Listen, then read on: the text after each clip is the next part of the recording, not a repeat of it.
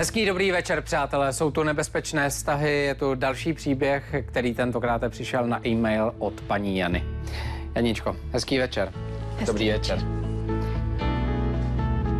Schválně jsem říkal, že přišel na e-mail, protože přece jenom i v dnešní době chodí spousta dopisů. Možná na začátek musím říct, že patříte k těm, kteří měli štěstí a jejich příběh byl vybrán, protože ne u všech to jde, protože ne vždy se podaří dát dohromady všechny ty, kteří tady musí zasednout.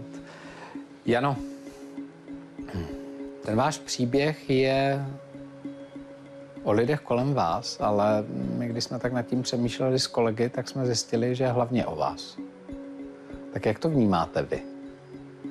Je opravdu o vašem manželovi? Je opravdu o vaší sestře? Určitě je. Víte, před 25 lety jsem se vdala za krásného, urostlého muže, plný elánu. Radoval se, měli jsme si co povídat, poznali jsme se v tanečních, kde jsem si ho vybrala, protože byl takový veselý, komunikativní. A teď, po těch 25 letech, přijdu domů, jsem unavená, protože pracuju v LDNce, starám se o staré lidi jako pečovatelka, převlíkat, umývat, podávat léky. Někdy zastanu vlastně funkci téměř lékaře, což možná zní blbě, ale pan doktor toho má hodně, takže někdy prostě přidržuju různou tu jejich lékařskou aparaturou v uvozovkách. No a přijdu domů unavená s nákupama a doma vidím muže, který sedí, nemluví. Často tam ani není. Aha. Sedí v garáži, nebo přijde později, než mi slíbil. A když přijde domů, sedne k televizi a kouká, tak nevím, co se s ním stalo. Vím jen, že je nemocný. Vysoký tlak, celé tělo ho bolí. Dokonce ty alergie, které má, takže mu vyvařuju, aby měl všechno perfektní, aby měl zdravou výživu, zeleninu, ovoce. Vypráno, uklizeno, nic, jako bych byla vzduch. Takže jste z toho smutná. Moc. Rozčarovaná. Já vím, že jste popisovala v tom vašem e-mailu i váš vztah k mladší sestře, kterou jste tak nějak vypiplala, vychovala, když to tak vezmu. A potažmo jste tam psala o vašem synovi, kterého jste taky jako takové, budu říkat teďka, jak jste to napsala, nedochudče, vlastně taky vypiplala a vlastně postavila jste ho na nohy a taky to bylo takové hodně bolavé dítě, plné alergií a já nevím čeho všeho. Dalo by se říct, že ten osud vám vlastně svým způsobem naservíroval přesně to, co děláte, starat se o druhé. Ale když máte muže a máte ho ráda, tak se o něho starat musíte. To jsme si slíbili, když jsme se brali. To je pravda. Ale o dítě tam to nejde jinak, když jste matka. Narodil se o měsíc dřív, než jsem plánovala, měl se narodit v březnu, narodil se už v únoru, takže vlastně je nedorušený. A jako každá máma, která má ráda, tak jsem se mu snažila dělat první, poslední. Bohužel hodně mě vlastně zaneprázdnil i manžel a moje práce. Ale tak jsem to nějak skloubila a synovi jsem taky vařila to, co je třeba. Jezdila jsem pro mlíko, bio, strava, všechno, ale je alergický na papriku. Takže hned vyrážky. Byl takový vzteklý určitou dobu, jo, tak jsem si říkala, a je u nás asi těžko nese to, že tatínek je nemocný, takže možná se trápí, tak jsem mu četla pohádky, pak jsem navštívila psychologa a chlapec přestal mluvit, ale když jsem navštívila dalšího odborníka, pomohla mi v tom samozřejmě moje sestra Petra, tak ke které chodím se tak trošku vyplakat, jak se říká, protože jinam nemám kdy, je toho moc. Tak mi paní doktorka říkala, že ať ho zkusím dát na tanec. No tak chvilku chodil tancovat, přišel veselější, ale když přišel za mnou, tak zase nemluvil, tak si říkám, bude to asi proto, že se trápí nad tím tátou a nevíme, jak s tím. Jasně. Můžu se zeptat, jaký je váš vztah teď se synem? No, udělal zdravotní školu, ale nebyl se mnou. Hned po základce požádal, že chce jít na internát. Měl tam nějakého kamaráda Péťu nebo Frantu, nevím, já si to teď nepamatuju. No a chtěli být spolu, protože dojíždějí z jednoho baráku, takže doma není a popravdě já jsem ho teď 5 let neviděla od maturity. 5 let? No, skoro 5 let. Jsem tam, mi napíše SMS-ku, narozeninám, k svátku. Prý s tátou mluví, ale nemá čas, totiž dělá sport, on závodí. Jasně. Já myslím, že možná i v tom tanci, ale Dobře. fotbal, hokej, mě nevím. teďka překvapila ta informace té 5leté prodlevy, ta mně připadá hrozně dlouhá, teda jako to je. O tom jste se právě moc nezmínila, tak proto jsem vykulený, ale nevadí, jako dějou se v životě lidí horší věci. Já bych se chtěl vrátit teď k vaší sestře, protože vidím, že záříte, když se mluví o vaší sestře. Jste říkal, že za ní se chodíte vyplakat a že to je vlastně jediný člověk, který je pro vás takovou vrbou, řekněme.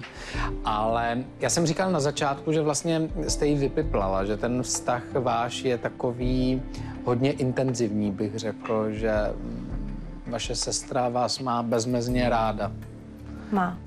My jsme jak jeden člověk. Ona je o 8 let ode mě mladší. Když zemřeli rodiče, tak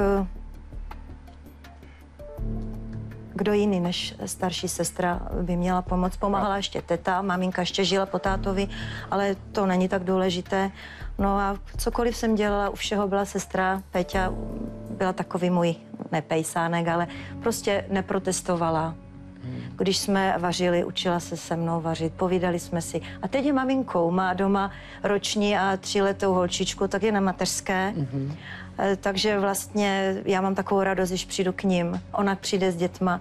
Jdeme, zpočátku jsme chodili s manželem na procházky, teď nechce. On už se mnou nechce nikam jít. Takže myslím si, že to srdíčko je hodně bolavé, že asi nemůže dýchat. A tak já aspoň s těma malýma holčičkama, s Barčou, za Dálkou si zajdem na procházku, zasmějem se. Sem tam si zavoláme se synem, ale on volá více té Péti. Říká, že nemá čas, ať neotravuju, že prostě mají závody a že když je právě běží nebo tančí, takže nemůže brát telefon. Je mi to líto, ale já věřím, že na Vánoce se uvidíme. Po 5 letech. Ne, on ještě byl na Velikonoce, jsem tam přišel pro nějaké peníze, když potřeboval zase na nějaké oblečení. Jako vídáme se, ale u nás nebydlí. On říkal, že si chce najít byt a že už bude mít slečnu a vymlouvá se, no možná ne, možná třeba má nějaký problém a nechce mi ho říct. Nevím. Nechce mi ho říct. No, mluvíte hezky. Tak, jak mluvíte, tak vypadá, že ten váš život je sice nelehký, ale vlastně hezký. Svým způsobem, já se vrátím k tomu, co jsem říkal na začátku, že vy jste říkala, že sem chcete přijít hlavně skrz svého muže a skrz svoji sestru, kterým pomáháte. A já jsem tam dodal vlastně takový ten dovětek, že mám pocit, že jsme tady hlavně kvůli vám. A já si to opravdu myslím. Ale proč? Já nechci být úplně nezdvořilý, ale jenom já řeknu jednu takovou malou zkušenost ze svého života, protože se potkávám se spoustou lidí a se spoustou lidí se povídáme na různá témata a vy ten svůj život máte v kostce tak elegantně naučený. Já si to nemyslím. Že se v něm sama ztrácíte. Vy řeknete jednu větu a za chvíli ji popřete.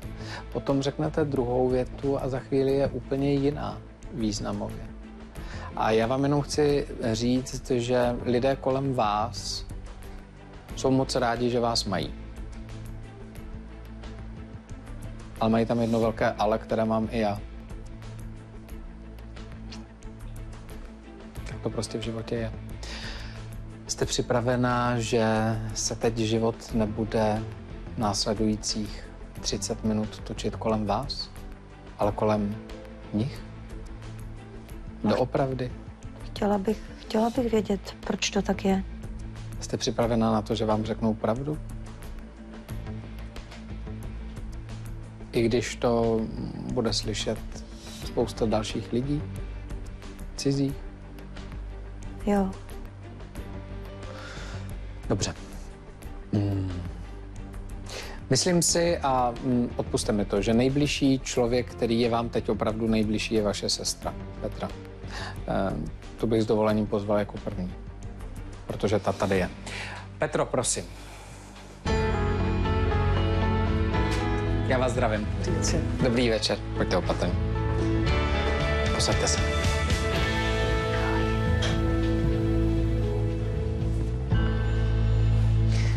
Vy se na sebe usmíváte hned, jak se vidíte, to je všechno fajn. Mně se líbí, když se lidé usmívají, když se smějí a když jsou pozitivně naladěni, protože těch ošklivých věcí v životě je strašná spousta a nemá cenu si přidávat starosti. Já vím, že jsem vám dal teďka brouka do hlavy, ale to naprosto úmyslně. Naprosto úmyslně a znovu říkám, nechci být nezdvořilý, ale chci, aby se některé věci proměnily upřímně v té hlavě v pravdu. Aby věci byly nazývány pravými jmény. Petro, já nevím, jestli to vůbec takhle jde říct, ale co pro vás znamená vaše sestra? Moje sestra vlastně byla už od malička mým velkým vzorem, protože máme věkový rozdíl, ale já jsem to tak nevnímala. Byla to jak moje pravá ruka. Vždycky mi ukázala to, co vlastně v životě je podstatné, a to je vlastně jakoby péče ostatní. Byla mi vzorem i ve výběru potom další mé práce potom v životě. My jsme spolu chodili vlastně i tančit. Máme společné koníčky, zájmy. Teď se věnujeme malování mandal. Taky to mám vlastně od ní, která s tím začala. Jasně. Pozitivní energie není nikdy dost, jak se říká. Já se v ní vidím prakticky. Jasně. Takže bych jí přála, aby se jí vylepšil vztah vlastně s jejím synem, s Toníkem. Bylo by to hrozně fajn. Vždycky k tomu vylepšení vztahu je zapotřebí vždycky všech těch zúčastněných, kterých se to týká. Víte, ono celé to působí tak, že vaše sestra, a teď použiju to slovo, se obětovala svojí pomocí všem potřebným. Ono to tak prostě vyznívá. Je to tak a je to správně. Je to dobře, když člověk v sobě takové poslání objeví a když mu to nedělá překážky, tak samozřejmě na jedné straně ví, že je vyčerpaný, protože jakákoliv pomoc komukoliv, ať už je to cizí nebo v rodině, ať je to spojeno se zdravím nebo s jakoukoliv nemocí, handicapem, nevím, ať je to nemoc i psychická třeba, tak to člověka vyčerpává. To je prostě pravda. Ale neřekla jste si někdy, Petro, teď bych chtěla dokázat něco já sama? Tak, aby to převzala od vás vaše sestra?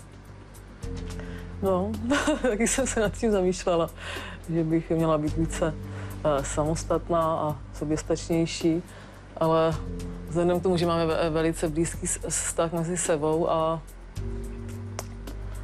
jsme prakticky jakoby... Jste jak dvojčata. Jsme si vnitřně podobné, takže je to docela těžké se vlastně úplně zcela jakoby někde vrhnout, někde do vlastního. Ale žijí taky samostatný život. Tak dobře, způsobem. Vdala jste se, jasně, máte rodinu. Jsem velice vděčná za to, že mi Jana... Chtěla jsem si udělat vysokou školu, chtěla jsem být doktorka, starat se o mimino jako pediatrička, ale což můžete, když vám manžel prostě má takové nemoci, vážné srdíčko, to je dneska velmi těžká věc. No. Tenkrát ještě byl nemocný syn s těma alergiema, to jsme chodili po doktorech, pořád jsem se ptala, pak jsme byli i u toho psychologa, pan psycholog říkal, zkuste jiné prostředí. Tak jsem si říkala teda, když půjde na ten inter, že to bude lepší, no ale nevím. No, jaký máte vztah se svým synovcem? Toník je docela, jakoby, se mi zdá, i jakoby bezproblémový, ačkoliv teda vyrůstal jako hodně malinký, prostě když se narodil. Měl problémy s tou alergií, tak se to s ním táhlo v životě, ale myslím, že on tím, že vlastně sportuje, pracuje na sobě, tak se mu všecko jakoby daří v životě a že nemusí mít až takové obavy moje sestra. Vždycky se snažím uklidnit prostě a dodat jí sílu a energii, aby to všechno v tom svém životě zvládala. Možná někdy něco vidím až moc idealisticky, a ačkoliv to tak třeba nevypadá, ale člověk má zaujmout k tomu životu tu cestu, vztah. Radši je takový vstřícnější a Vy pořád pozorujete, promiňte, vy pořád pozorujete sestru, jestli to říkáte správně. To je vzor, vzor, který mám prostě od dětství. Vy máte strach, že řeknete něco špatně? To snad ne. No, na mě to tak působí, protože ona vás pořád kontroluje, jestli všechno to, co říká, jestli vlastně se netváříte nějak jinak. Možná, že to má po babičce. Babička nás taky kontrolovala, nic jsme nesměli. Všecko, co řekla, tak bylo správně, jenom co řekla maminka. A vy všechno, co říkáte, promiňte, je správně? Já si myslím, že asi jo. Jako pro tu rodinu. A vaše sestra, co říká, to bylo všechno správně, nebo? Tak neřekla nic špatného. A kdyby řekla? Špatného. A ona by asi neřekla ani. A je něco špatného? My jsme měli pedantské rodiče, ona je taková jakoby spíš... Máma. Po naší, ano, mámě. Tak vlastně ona převzala ty otěže po ní vlastně, takže se s ní zhlížím prakticky, jako kdyby jako to byla... Ano. Když jsme vám říkali, že pozveme vašeho muže, tak vy jste říkala, že ne, že do tohoto prostředí nemá chodit a že nemá smysl, aby sem chodil, protože by mu nebylo dobře a že vlastně ani psychicky by to nebylo ten tlak na něho dobrý právě v souvislosti se srdíčkem. Víte, co je zvláštní, že když od vás domova odjížděla naše kolegyně naposledy, tak on si ji sám odchytil, protože byl zvědavý, asi se mu líbila. To není možné. Asi se mu líbila a ptal se, co, odkud je, tak ona mu to prozradila a vy jste neřekla, že by to mělo být tajemství. My jsme nevěděli, že jste to vašemu muži vlastně nechtěla vůbec říct, že jdete do nebezpečných vztahů. Tak vám jenom chci říct, že se pozvala, je tady. A on to přijal? On se pozval sám. No to jsem zvědavá. Proč? Máte tady strašně teplo a nevím, jak on to tady zvládne. Já si myslím, že to zvládne úplně na pohodu. Josefe, prosím. Já vás zdravím. Dobrý večer. Pojďte opatrně. Posaďte se, prosím.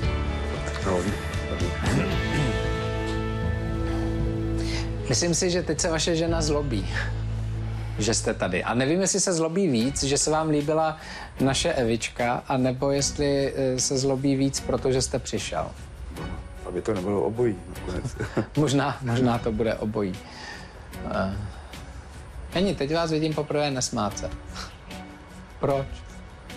Teď je tady a podívejte se, teď Já vím, ale... je opálený, vypadá fajn, tak jako, že pracuje na zahradě, možná do té jeho garáže mu svítí sluníčko přes okna. Smutná jsem proto, že už 3 roky prosím, ať si se mnou zase někam zajde. Tak si zašel s váma do televize. Je to překvapení pro vás. No, překvapení to je, protože doma nikam nechce, ani do obchodu. Tam nepůjdu. Ale tak je tady. Jste tady spolu. Jste tady jako rodina, máte tady svoje nejbližší. To jo. Josefe, vy jste jediný, který ví o našem dalším překvapení, které nás ještě čeká, ale k tomu se dostaneme až posléze. Mě teďka malinko zajímá váš život, protože my jsme vás to nechali celé poslouchat.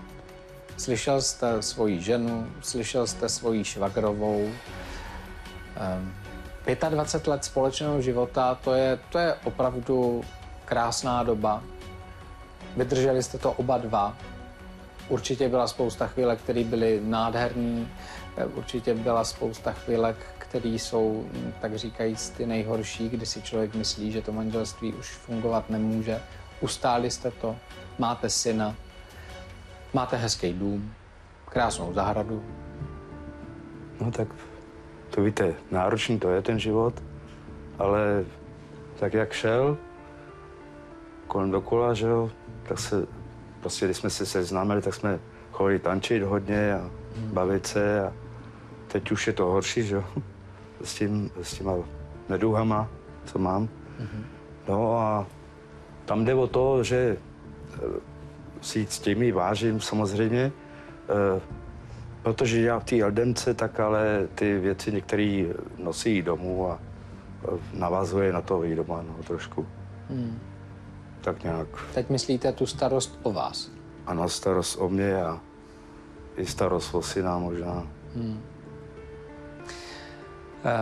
Vy když jste říkal, že vlastně veškerá vyšetření si bere na starosti vaše žena, což je hezký, že se o vás takhle stará, že vás hlídá, že vám měří cholesterol a samozřejmě měří vám tlak a nosí vám léky a všechny tady ty věci.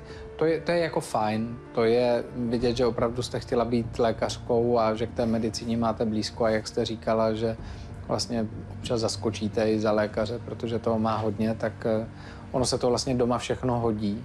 Možná je to taky tím, že jste začala u své sestry, kterou jste vypiplala, u vašeho syna, který měl svoje problémy, které vlastně nějakým způsobem, když se pak přenášejí i do té dospělosti, tak člověka asi trápí. Jaká je vaše žena? No je starostlivá, velice starostlivá, až někdy přeměřeně, takhle. Takže vlastně tím, že dělá tuto práci okolo taky a všechno možné, tak ona to ještě i si přináší domů, zřejmě trošku. A stará se dál o lidi kolem sebe, no. To je snad normální. Proč spolu třeba nekoukáte na televizi? Proč si neotevřete lahvinku vína? Proč raději utečete do garáže? No tak to je právě ono, asi tímhletím všechno tak, no a těch 25 let, že jo, tak jistě, že někdy si otevřeme tu lahvinku nebo jako o něčem promluvíme víc, jako to je jasný. Ale jako už ta přimíra ty pečlivosti mě někdy tak jako toho znervozňuje, že radši do té garáže uteču, no a dělám si něco na autě a nebo tak okolo. Nebo okolo zahrady a podobně. No. Jinými slovy, raději všude jinde než doma. A to ne, tak by se to nedalo říct, ale že člověk unikne na chvilku tomu, ne, tomu náporu přepečlivosti, no. Nechci být nezdvořilý, ale ono dospělého muže opečovávat tím stylem,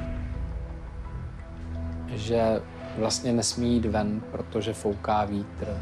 Nesmí jít ven, protože příliš svítí sluníčko. Nesmí jít ven, protože je po dešti a mohl by uklouznout. Jani, člověk někdy dělá věci tak, jako kdyby vychovával. Ale on je nemocný. Já mám o něho strach. Ještě kolik, 13 let, ještě by měl chodit do práce. A co když cestou se mu něco stane? Kdo mu podá léky, když mám jenom Péťu? Malé děti to nemůžou, Tony domů nechodí. Kamarádi k nám moc teď nechodí, protože mají strach, aby přinesou flašku, tak oni nesmí. Má vysoký tlak, no ježiš, ještě kafe už taky nepije se mnou. Takže já mu dělám to, co potřebuje, jako to, co je pro něj vhodné. A na tu procházku jsem s ním chtěla jít, ale on už večer nechce. A tancovat, říkal, že už si odtancoval svoje, taky nechce. Pepa prostě mlčí, nemluví, pustí si tam vždycky takový pořad, od kterého já odcházím. Jo, to politika, pustíte si politiku, všecko špatně, no tak já jdu pryč, já radši žehlím a nachystám mu zase na ráno léky a zkontroluji všechno. Ale pustíte si nebezpečné vztahy a taky je všechno špatně. Ale já si myslím, že se to vyřeší, že... Vyřeší. Já jsem si lámal hlavu nad tím, co se vlastně má vyřešit. A musím říct, že to, co jste mi napsala, aby o sebe víc dbali, aby si uvědomili vlastně to, jak jim pomáháte a to, že by se měli šetřit všichni kolem vás a měli by být opatrní. To si myslím, že člověk dělá naprosto normálně, intuitivně. On už to dlouhou dobu nedělá. Aspoň co jsem doma. Ale vidíte, všichni mají jedno shodné, že vlastně svoji práci si nosíte domů a vlastně si neumíte odpočinout vy. No to nejde, no. Jano, vzpomenete si někdy na nějaký okamžik, kdy jste si sedla sama se sebou? Pomyslně se podívala do toho svého zrcadla a řekla si, jaká jste? Co děláte dobře a co děláte špatně? Co byste třeba dělala líp? Zkoušela jste to někdy? Já na to nemám čas. A není to škoda? Víte, jedna moje kamarádka, že si ji pamatujete, herečka Jiřinka Jirásková, vždycky říkala, že člověk musí umět mluvit v prvé řadě sám se sebou. A musí si říkat pravdu. Protože jakmile si zalže, tak v té lži najednou začne žít a uvěří. A já si myslím, že to je obrovská pravda. Já se teď dostanu k jednomu momentu, o kterém váš muž ví. A to je náš poslední host. Než přijde, tak se vás zeptám. Všechno to, co jste říkala, je pravda dneska? Určitě. Proč já mám pocit, že ne? Určitě to je pravda. Viď, Pepo? No tak pravda, samozřejmě pravda je relativní taky slovo, že? Právě ta přepečlivost u tebe kolikrát ještě tomu druhému přidá spíš než do plusu, tak do minusu třeba. A teď jsme si to přece slíbili, že se budu o tebe starat. No to jo, to je jistý, no. Všecko máš, plná lednička, to, co potřebuješ, čisté oblečení, doma teplo. Janičko, ale to není ta pravda. Takovouhle pravdu já nemyslím. Máme posledního hosta, to je váš syn. Ne. Přijde Antoní. Tomno. Já vás zdravím. Dobrý večer. Dobrý večer. Posaďte se. Čau, tati. Ahoj. Tak snad tě mamka nezlobí. Ahoj. Čau, mami. Ahoj, ty mi nedáš ani ruku?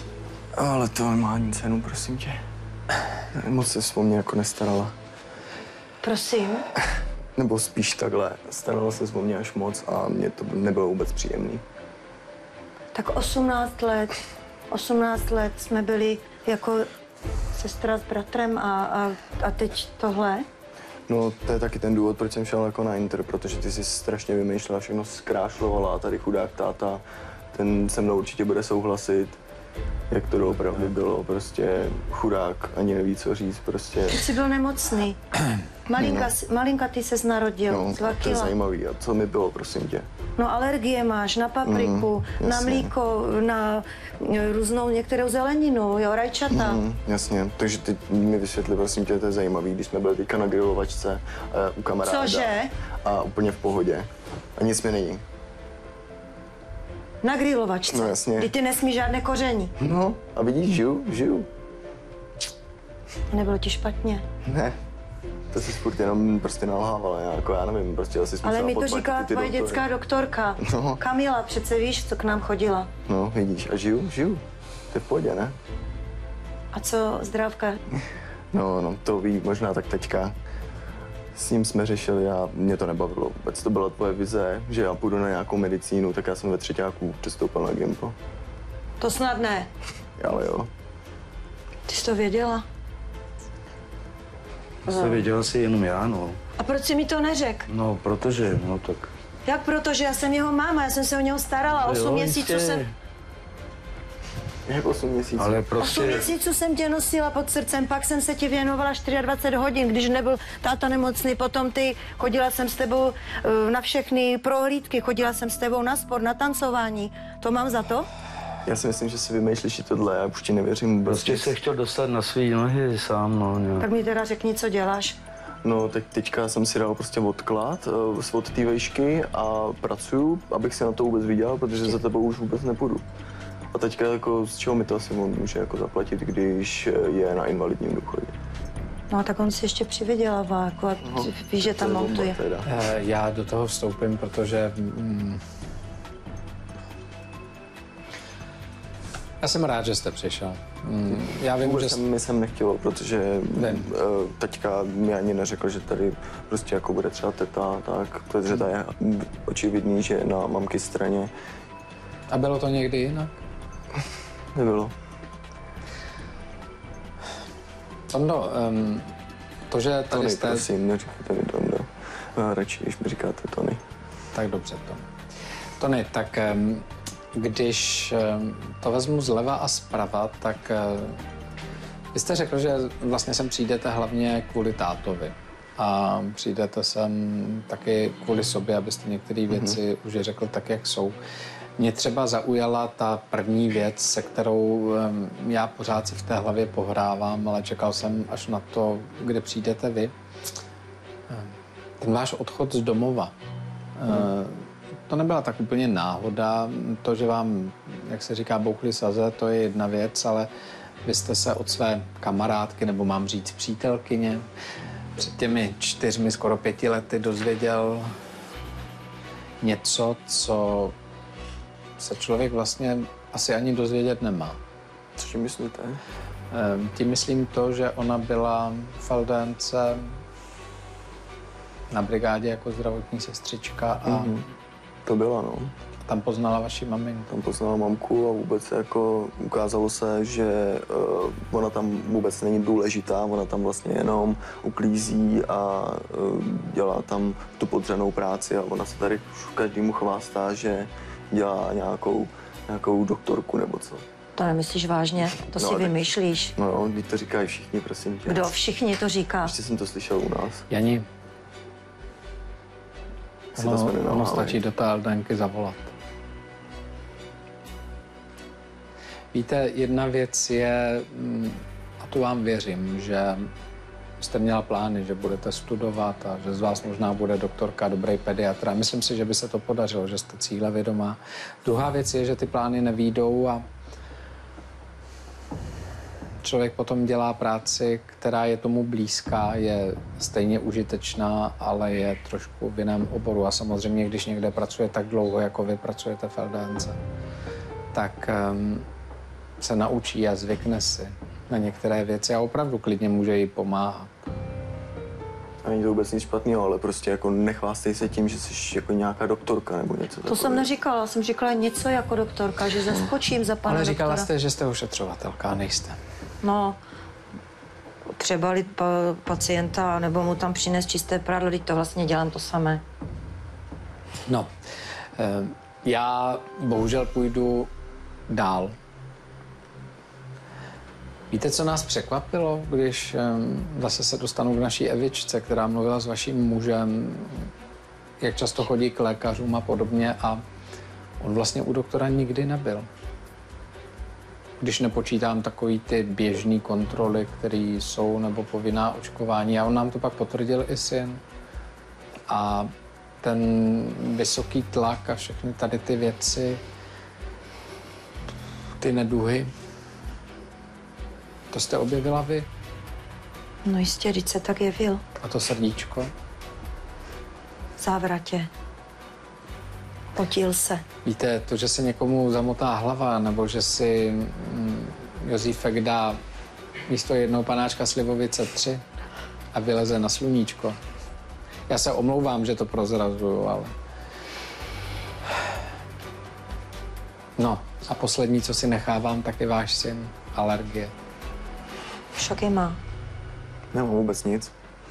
On říkal, že nikdy u žádného doktora nebyla. Vy mi tady vyprávíte o psycholozích a o tom, jak jste chodili No, na když nějakou... byl maličký, tak určitě jsme byli. Dobře. I kdybych toto pominul, tak vám jenom chci říct, že opravdu si před 4 lety zašel na tu alergologii, jestli mu něco je, jestli se má nějakým způsobem hlídat. A to jenom z toho důvodu, že opustil vaši rodinu. A samozřejmě o sebe měl logicky strach, protože vy jste ho tak nějak utvrzovala v tom, že je nemocný. Mu nic není. A můžu se ho něco zeptat? Můžete se ho něco zeptat. Tony, tak proč teda s náma nebydlíš? Protože to je nemůžu tě vystrat prostě, úplně na plnou hubu to řeknu, protože se strašně o mě staráš a já si myslím, že mě nenecháš prostě jako růst v nějakých věcech. A vždycky jsi byl přímý, jak jsi měl 4-5 roků, ano, maminko, je to tak, všechno je tak, tak to má být. A ty si jako myslíš, že malý dítě ti bude jako podporovat, když ho od toho vedeš od narození prostě nějakou cestou, prostě nech to dítě růst a prostě dej mu nějakou šanci na nějaký projev prostě. Ty jsi to věděl? Ty jsi to všechno věděl? Změny, všechno se nevěděl, právě teďka mi to překvapuje a budou se muset udělat zase z toho nějaký závěry, takhle to dál nepůjde, tak No, aby si jo, prostě taky lidem ona ti jako vykládá, jak jsi na tom špatně, ale prostě uznej To sám, nejde jak se takhle. cítíš prostě. Tak mi řekni, až ty budeš mít partnerku, pokud nějakou teda ještě nemáš, jak bys si to teda představoval, aby to bylo doma dobře, aby se ti tam líbilo, aby ses tam mohl vrátit? Je to hlavně o nějaký komunikaci, aby si prostě ty dva něco řekli, jeden byl jeden názor a druhý názor a pak se nějaký, aby vyřešit to nějaké hned řešení, aby se našlo. a Prostě ne nějaký tady- kompromis, musí najít oba Ano, dva no, společný cíl, společný kompromis smysl. nějaký, a sednout ne, si a že vyřešit ty to prostě hned, něco řekneš a my ti Trošku jako budeme aspoň. zobat z ruky nebo co. Já jsem vám to přece říkala vždycky pěkně, všechno jste měli nachystané. to Jani, sice jo. ono slovíčko pěkně, teďka jste udeřila na ten hřebíček. Ono pěkně, ale direktivně, ono to jinak nejde, protože kdyby to udělali jinak, tak byste zvýšila hlas, tak byste byla smutná, tak byste byla uražená, tak jak jste to dělala vždycky. Prostě když není po vašem, tak vy jim umíte dát hezky pocítit to, že to po vašem být musí, protože jinak maminka nefunguje. Víte, vůbec nechci říct, že to s lidmi nemyslíte dobře. Vůbec ne. Já si myslím pravý opak, že byste chtěla dělat všechno dobře. Chtěla byste, aby kolem vás byli všichni šťastní, protože jste obětava. Ale já vždycky říkám jednu věc, kterou jsem se naučil za těch svých 52 let života, že člověk je šťastný tehdy, když může rozhodnout sám za sebe. Když může tomu druhému udělat radost, protože ji udělat chce, ne protože musí. Když si může zajít na to pivo s kamarádama a nemá strach, že mu ho někdo vyčte. Že může být pyšný na svoji mámu, proto jaká je, ne proto, jaká chce být.